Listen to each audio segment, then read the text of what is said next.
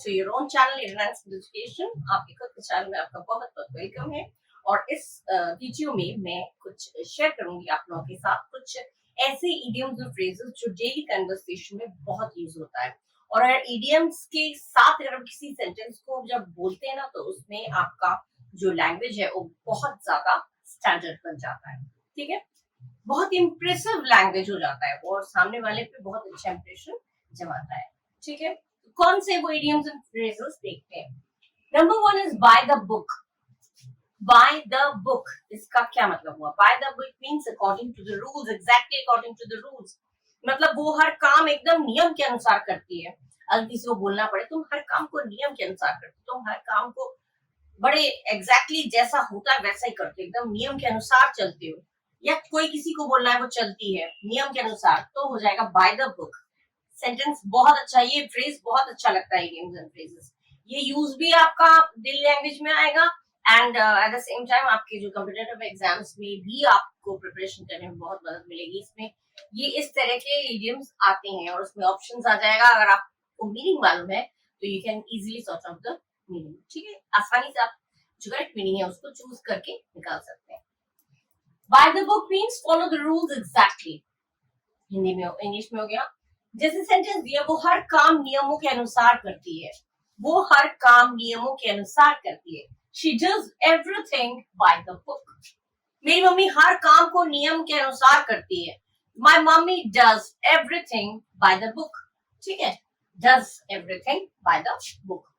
Does आया third person singular number है तो डज, और मेरी तुम्हारी बात हुई तो डू। मैं हर काम को नियम के अनुसार करता हूँ तो I do everything by the book. ठीक है, अ डाइम अ डजन खूब आता है, ये भी आता है खूब। इस तरह के जो इडियम्स आते हैं कंपटीशन में, कॉम्पिटिटिव एग्जाम्स में, और डेली यूज में भी आप कर सकते हैं। A dime a dozen means very common, very cheap या फिर घटिया, फेक, नकली। ठीक है, सेंटेंस दिया, बाजार में नकली घड़ियां बहुत आम है, बहुत कॉमन है, बहुत आम तौर पर मिलती है नकली घड़ियां या सस्ती घड़ियां, चीप घड़ियां। तो क्या बोलेंगे? Fake watches are dime a dozen in the market. Fake watches are dime a dozen in the market। अच्छा लगता है सुनने में। Let sleeping dogs lie। Sleeping dogs, कुत्ता अगर सोया रहता है तो उसको सोने दो। बोलने का मतलब क्या है? सचमुच कुत्ते की बात नहीं हो रही है। कोई प्रॉब्लम अगर दब गया है, किसी प्रॉब्लम को दोबारा गड़े मुर्दे मत उखाड़ो, हो गया थम जाने दो उसे। शांत हो गया तो शांत हो जाने दो। Don't bring up old problems. जो पुरानी प्रॉब्लम्स है उनको दोबारा से खुद के मत निकालो। जो निकल गया तो निकल गया। लेट स्लीपिंग डॉग्स लाई का, उस झगड़े की बात फिर से मत छेड़ो, जाने दो। उस झगड़े की बात को फिर से मत छेड़ो, जाने दो। झगड़ा हो गया, खत्म हो गया, तुम भी शांत, वो भी शांत। फिर से उसको मत उखाड़ो, उसको मत छेड़ो, जाने दो, लेट इट बी। तो इसको बोलेंगे लेट स्लीपिंग डॉग्स लाई। अच्छा लगता है ये सुनने में। ये किसी को भी आप बोलेंगे अरे चलो छोड़ो, फिर से उस झगड़े की बात फिर से मत शुरू करो। लेट स्लीपिंग डॉग्स लाई, अच्छा लगता है सुनने में। Let's not talk about that fight again. Let sleeping dogs lie। उस फाइट, उस झगड़े के बारे में दोबारा से बात मत करो, मत छेड़ो। तो let's not talk about that fight again। उस बारे में बात दोबारा से मत करो। Let's not talk about that fight again। Let sleeping dogs lie। Jump the gun। Jump the gun means to do something too soon। किसी चीज को बहुत जल्दी करना, बहुत जल्दबाजी में कर दिया, एकदम पूरा जंप द गन। अरे इतनी जल्दबाजी में, हड़बड़ी में मत करो। Don't jump the gun. थोड़ा सा सहम जाओ, थोड़ा सा आराम से करो। Don't jump the gun. Jump the gun means किसी चीज को जल्दबाजी में करना। जैसे एग्जाम्पल है, जल्दबाजी मत करो, फैसले का इंतजार करो। जल्दबाजी मत करो, कोई एक्शन मत लो, फैसले का इंतजार करो। तो don't jump the gun, wait for the decision. Don't jump the gun, wait for the decision। Decision के लिए, जो भी वर्डिक्ट है, जो भी डिसीजन है, जो भी फैसला है, उसके लिए इंतजार करो, जल्दबाजी मत करो। तो don't jump the gun. Oh come on, जल्दबाजी मत करो। नो नो नो, जल्दबाजी मत करो। Don't jump the gun. कितना स्टाइलिश लगता है, सुनने में बहुत अच्छा लगता है और बहुत बहुत इंप्रेसिव लगता है। इस तरह के लैंग्वेजेस यूज करिएगा तो तब पता चलेगा कि हाँ, लोगों के बीच भी आपकी जो तारीफ है वो भी बढ़ जाएगी। ठीक है, Okay, now the next one is cut to the chase. Cut to the chase माने get to the point. एकदम exact point पे तुम बोलना क्या चाहते हो उसी बात पर आओ, मुद्दे पर आओ बोलते हैं ना. तो get to the point, main point. तुम्हारा main point क्या है? सीधे मुद्दे पर आते हैं, तुम क्या चाहते हो? सीधे मुद्दे पर आते हैं, तुम क्या चाहते हो? Let's cut to the chase. What you want? Simple में एकदम बोलना है, किसी को बोलना है, अरे तुम मुद्दे पर आओ ना, तुम सीधी बात पे आओ, बोलना क्या, वहां पे आके मत बात करो, सीधे मुद्दे पर आओ. तो cut to the chase. Face the music माने एक्सेप्ट द कॉन्सिक्वेंसेस. नतीजे भुगतने पड़ेंगे, नतीजे भुगतने पड़े तो जो भी है. फेस द म्यूजिक मतलब नतीजा भुगतना. उसने धोखा दिया, अब उसे नतीजे भुगतने होंगे. He cheated and had to face the music. ठीक है. In the nick of time, just in time, एकदम सटीक समय पर. हम बिल्कुल समय पर स्टेशन पहुंचे, एकदम सटीक समय पर. ट्रेन जाने वाली थी, हम लोग बिल्कुल पहुंचे. तो we reach the station in the nick of time. In the nick of time मतलब समय पर मैं वहां पहुंच गया. तो in the nick of time एकदम एग्जैक्ट समय पर, मतलब जो एकदम जरूरी था, एकदम एग्जैक्ट समय पे मैं एकदम पहुंचा. गाड़ी बस छूटने ही वाली थी, हम वहां पहुंच गए एग्जैक्ट, एकदम जस्ट इन टाइम. वो वहां से निकलने ही वाला था, हम वहां पहुंच गए, मिल लिया. तो जस्ट इन टाइम ना बोल के in the nick of time बोल सकते हैं. लेट योर हियर डाउन माने रिलैक्स एंड एंजॉय. वीकेंड है, अब थोड़ा मस्ती करें. वीकेंड है, अब थोड़ा मस्ती करें. तो वीकेंड्स में मस्ती होती है. तो it's weekend time. It's weekend, weekend है, इट्स वीकेंड, अब थोड़ा मस्ती करें. Time to let you hair down. Time to let you hair down. इस तरह मस्ती करना, एंजॉय करना. Time to let you hair down. ये हो गया लेट यू हियर डाउन. जब भी आएगा मतलब समझना है रिलैक्स करना, एंजॉय करना, मस्ती करना. ठीक है. Now the next one is once bitten twice shy. एक बार जो धोखा खा जाता है, चोट खा जाता है, वो हमेशा सतर्क रहता है. इसे कहते हैं once bitten twice shy. Be cautious after a bad experience. ये हुआ meaning. अब इसके एग्जाम्पल देते हैं. वो एक बार धोखा खा चुका है, अब सतर्क रहता है. वो एक बार धोखा खा चुका है, अब सतर्क रहता है. तो after the bad deal, he's careful now. उस बैड डील के बाद ही इज केयरफुल नाउ, अब वो बिल्कुल केयरफुल रहता है. वंस बिटन ट्वाइस शाय. ठीक है, तो वही बात हो गई, वंस बिटन ट्वाइस शाय. अब है on the fence. I am on the fence, मैं बिल्कुल दुविधा में हूँ. मैं बिल्कुल दुविधा में हूँ, मैं ये करूँ ये करूँ, जिसे कहते हैं डिलेमा में हूँ. तो डिलेमा में होना, दुविधा में होना, उसको कहेंगे ऑन द फेंस. मैंने अनडिसाइडेड, निर्णय नहीं कर पा रहा हूँ. तो अनडिसाइडेड, मैं जिम ज्वाइन करने को लेकर अभी भी दुविधा में हूँ. जिम ज्वाइन करूँ या ना करूँ, तो इस बात को लेकर मैं अभी भी दुविधा में हूँ, डिलेमा में हूँ. तो डिलेमा में ना बोलकर आप कह सकते हैं, अगर इडियम्स यूज करेंगे तो कहेंगे on the fence.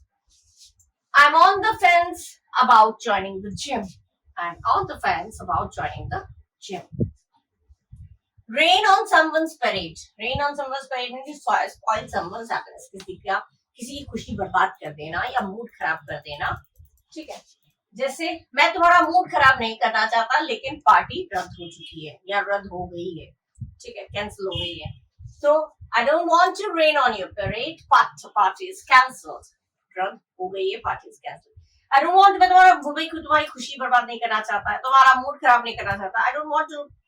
I don't want to करके आप ये पूरा सेंटेंस बोलते हैं. I don't want to rain on your parade. I don't want to rain on your parade. तुम्हारा मूड खराब नहीं करना चाहता, तो rain on your parade. ठीक है. बाकी लेकिन I'm helpless. मैं बिल्कुल helpless हूँ. ये पार्टी कैंसिल हो गई, तो पार्टी is cancelled. ठीक है.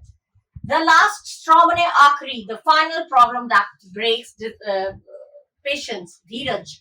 आखिरी वो प्रॉब्लम जो पेशेंस खो देता है, तोड़ देता है, धीरज तोड़ देता है. मैं बहुत हो गया उसकी बदतमीजी बर्दाश्त कर करके, अब धीरज टूट गया. अब मेरा धीरज खत्म हो गया, पेशेंस एकदम ब्रेक हो गया है. तो उसकी बदतमीजी अब बर्दाश्त से बाहर हो गई है. हिज रूडनेस या his ill behaviour was the last straw. Was क्यों दिया है? क्योंकि उसने बदतमीजी जो कर ली वही उसकी आखिरी बदतमीजी थी, अब नहीं बर्दाश्त होगा. ये काम हैपन हो चुका है, तो इसीलिए वॉस दिखाया. तो ये है के लिए इस क्यों नहीं लगा. ठीक है.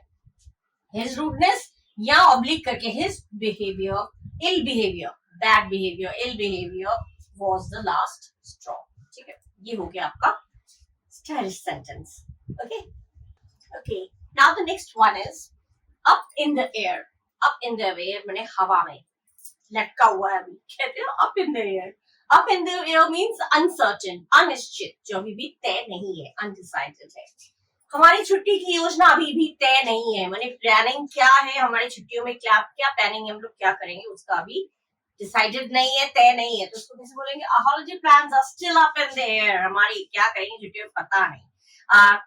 Holidays, our holiday plans are still up in the air, हमारी प्लानिंग्स जो है वो, योजना जो है वो अभी भी हवा में है, मतलब अभी भी निश्चित नहीं है। Break the bank means to cost too much, बहुत ज्यादा कॉस्ट होना, बहुत ज्यादा कीमत होना, बहुत ज्यादा महंगा पड़ना, तो कॉस्ट, ब्रेक द बैंक। वो कार खरीदना बहुत महंगा पड़ा, कुछ कुछ कार होती, कुछ कुछ चीजें होती जिसमें बहुत पैसे लग गए भाई, उसमें उस मकान को बनाने में या उस गाड़ी को खरीदने में बहुत पैसे लगे, बहुत कॉस्ट लग गया, तो उसको हम इंग्लिश में इडियम्स में बोलेंगे तो break the bank. Buying that car will break the bank, इस कार को खरीदना तो हमारे लिए बहुत महंगा पड़ेगा, तो buying that car will break the bank. Break the bank, कोई आपसे कहे ब्रेक द बैंक तो समझिएगा ब्रेक द बैंक मतलब बहुत कीमती पड़ा हो। Next is bend over backwards. Bend over backwards means to try very hard to help someone, किसी की मदद करने के लिए बहुत मेहनत करना, ठीक है। बेंड ओवर बैकवर्ड्स, उसने मेहमानों को आरामदायक महसूस कराने के लिए बहुत मेहनत की, किसी को आरामदायक महसूस हो, कंफर्टेबल महसूस हो, उसके लिए जितनी मेहनत हो सके हम लोग करते हैं। कोई मेहमान हमारे घर आते हैं तो हम लोग क्या करते हैं, जितना भी हो सके हम लोग मेहनत करते हैं, हम लोग कोशिश करते हैं कि उसको कंफर्टेबल महसूस हो, आराम महसूस हो। तो इस बात को इंग्लिश में बोलेंगे तो she bent over backwards to make the guests comfortable, ठीक है। She bent over backwards to make the guests comfortable.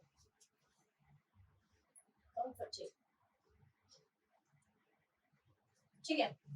Next है burn bridges. Burn bridges, bridge क्या करता है? ब्रिज जो है वो दो चीजों को, दो जगहों को जोड़ता है, और ब्रिज जला दिया मतलब दोनों का कनेक्शन कट जाना। तो burn bridges means to destroy relationships या अपॉर्चुनिटीज परमानेंटली, माने हमेशा के लिए किसी से रिश्ता तोड़ देना या कोई मौका गवा देना हमेशा के लिए, तो हो जाएगा बर्न ब्रिजेस। अब तो हो ही नहीं सकता, अब इतना कहते हैं ना, इतना भी किसी के साथ रिश्ता खराब मत करो कि वो परमानेंटली खराब हो जाए और फिर उसको शक्ल ही न दिखा पाए, तो डोंट बर्न योर ब्रिजेस कहते हैं।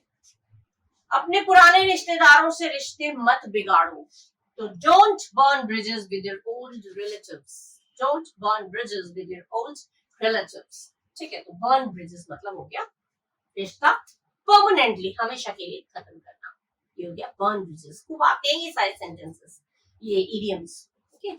Now the next one is fall on deaf ears.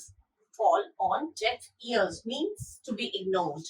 किसी की बात पर ध्यान न देना, इग्नोर करना, अनदेखा करना, अनसुनी करना, ठीक है। उसकी सलाह किसी ने नहीं सुनी, ये स्टाइल में अगर इडियोमेटिक तरीके से हमें बोलना है, इडियम्स के अकॉर्डिंग बोलना है, तो her advice fell on deaf ears. किसी ने नहीं सुनी, anybody didn't listen to, इस तरह से नहीं बोलिए। Nobody listened to her advice ना बोलकर आप कह सकते हैं her advice fell on deaf ears. deaf माने बहरा, सब बहरे होकर जिन्होंने उसने अपनी राय दी लेकिन सब बहरे बने रहे, मतलब किसी ने नहीं सुना, किसी ने तवज्जो नहीं दी, इंपॉर्टेंस नहीं दी उस चीज को, तो her advice fell on deaf ears, ये हो गया ना सुनना, इग्नोर करना। Give it a shot. Give it a shot means try something. किसी चीज के लिए कोशिश करना, तो come on, give it a shot. कहते हैं ना, अरे नहीं होगा कर रहे हो, एक बार कोशिश तो कर लो, come on, give it a shot. Come on, give it a shot. एक कोशिश तो करो कम से कम, at least give it a shot. Just short, like this, छोटा सा का सेंटेंस होगा, अरे कम से कम कोशिश तो करो, तो कम से कम क्या हो गया, at least, और कोशिश करो, give it a shot. Oh, at least give it a shot. Come on. Give it a shot. Give it a shot. मैंने योगा कभी नहीं किया पर एक बार कोशिश जरूर करूंगा। कोई भी चीज जो आपने कभी नहीं किया लेकिन एक बार कोशिश जरूर करूंगा, तो इसको अगर इंग्लिश में बोलेंगे तो बोलेंगे I have never tried yoga but I'll give it a shot. मैंने कभी योगा किया तो नहीं है लेकिन मैं कोशिश करूंगा योगा करने की, ठीक है। अगर पहले से किया होता है तो उनको करने में प्रॉब्लम नहीं होती, लेकिन कभी नहीं किया, अचानक करना एक बार में ऑल ऑफ सडन करने की कोई बोल दे तो मुझे नहीं पता कैसे करते हैं, हर चीज का एक रूल होता है। I have never tried yoga but I'll give it a shot. I'll give it a shot. मैंने कोई किया तो नहीं है, okay okay I'll give it a shot. ठीक है, मैं कोशिश करता हूँ, ये करूंगा. ठीक है. Hit the nail on the head means to describe exactly what is causing a situation. एकदम सटीक किसी चीज को डिस्क्राइब करना, वर्णन करना, एकदम सही सही बोलना. तो hit the nail on the head. तुमने बिल्कुल सही कहा, यही असली समस्या है. तुमने बिल्कुल सही कहा, यही असली समस्या है. You hit the nail on the head. That's exactly the issue. That's exactly the issue. यही समस्या है, issue है समस्या, problem. You hit the nail on the head. That's exactly the issue. तुमने बिल्कुल सही कहा, तुमने बिल्कुल सही पकड़ा, बोलते हैं ना, वो hit the nail on the head. On the ball means alert and quick to respond. बिल्कुल सतर्क, एकदम alert रहना, एकदम quick response. कुछ भी पूछे, जब इंटरव्यू में आप लोग जाते हैं तो कुछ पूछते हैं, तुरंत एकदम alert रहते हैं, कुछ भी पूछे तुरंत respond करें. तो उसको कहते हैं ऑन द बॉल, एकदम अलर्ट रहना, सतर्क रहना. वो काम में बहुत सतर्क और तेज है. कोई अगर सतर्क है, मेरी मम्मी तो हर काम में बहुत सतर्क और तेज रहती है, तो तेज है, सतर्क है, इसके लिए क्या on the ball. Mummy is always on the ball. मेरी मम्मी हमेशा काम में बहुत सतर्क रहती है, बहुत अलर्ट रहती है, एकदम क्विक, तुरंत दिमाग चला के एकदम तुरंत प्रॉब्लम सॉल्व कर देती है. तो वो काम में बहुत सतर्क और तेज है. She is really on the ball at work. She is really on the ball at work. ठीक है, ये हो गया इस तरह के सेंटेंस. ये इडियम्स जो है, ये इडियम्स आपके डेली लाइफ में भी यूज होते हैं और कंपटीशन की तैयारी जो लोग कर रहे हैं उनके लिए भी बहुत बेनिफिशियल है. कॉम्पिटिटिव एग्जाम्स में इस तरह के ऑप्शंस आते हैं, इडियम्स आते हैं, उनके ऑप्शंस आ जाएंगे और आपको सेलेक्ट करना होगा जो करेक्ट ऑप्शन होगा, चूज करना होगा. ठीक है, और अगर मीनिंग मालूम है, मीनिंग मालूम होगा तो आप उसको आसानी से आप उसको चूज कर सकते हैं. ठीक है, और मीनिंग मालूम बिल्कुल याद रहेगा क्योंकि मैं विद एग्जांपल दे रही हूँ. हिंदी में सेंटेंस, इंग्लिश में सेंटेंस दे रही हूँ तो आपको याद एकदम रहेगा, एकदम फील हो जाएगा माइंड में. इसीलिए ये सेंटेंस के साथ में आपको दे रही हूँ. ये डेली लैंग्वेज में भी आप अपना इंग्लिश को स्टाइलिश बनाने के लिए कर सकते हैं. ठीक है, अपना इंप्रेशन और लोगों के ऊपर बहुत अच्छा चलता है. ठीक है, तो अभी फिलहाल तो मैं ये वीडियो यही एंड कर रही हूँ. मैंने video here and if you like it, अगर आपको अच्छा लगा है तो प्लीज लाइक करिएगा, कमेंट करिएगा, और अगर सब्सक्राइब भी किया है, नए हैं मेरे चैनल में और आपको पढ़ने का मन हो मेरे चैनल में, मुझे सपोर्ट करने का मन हो तो सब्सक्राइब भी करिएगा और अपना ख्याल रखिएगा. So till the next video, bye bye, thank you.